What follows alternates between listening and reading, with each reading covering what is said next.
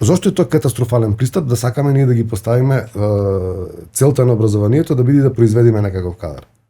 Затоа што добар дел од работите кои што ќе ги работи генерацијата што денеска се школува, нивните работни места уште не се измислени. Јас работам како data scientist во моментов. Јас кога учев на времето не постоеше збор data science. Не можев да се учам за data scientist. Дали ти можеш да учиш за блогер? Не можеш да учиш за блогер, а можеш денеска да работиш како блогер и да заработиш многу, така? Или, кажам, ен куп такви примери. Значи, промената што ни треба е да сватиме дека клучното нешто е во ово образование. Треба да биде да ги подготвиме генерација, да селектираат информација, да ја обработа брзо таа информација и да научат како да го применат. На најгенерално ниво. А после тоа во различни области кои ќе го однеси животот, ќе си го применува то ефикасно толку што му е дарбата.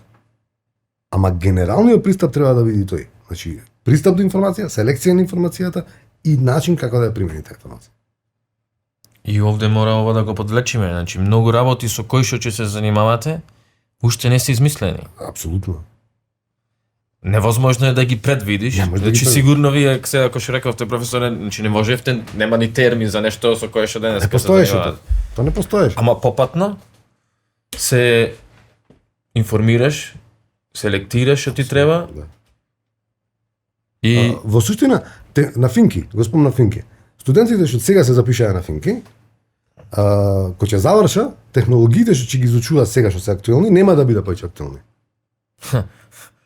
Апсолутно, значи за 4 години дори да завршиш ти Финки, технологиите што сега се применуваат, така, ќе застара, ќе се видоизменат, ќе се модифицираат и кога ќе му треба нешто сосема друго. Значи ти да сакаш не можеш да ги обучиш за технологиите што ќе бидат актуелни кога ќе заврши тој кој ќе бара работа како програмер. Оти не се измислени уште. Не постојат. Драстичен пример. И идеме до заклучок, чаре, да се укине училиштата, да нема училиште.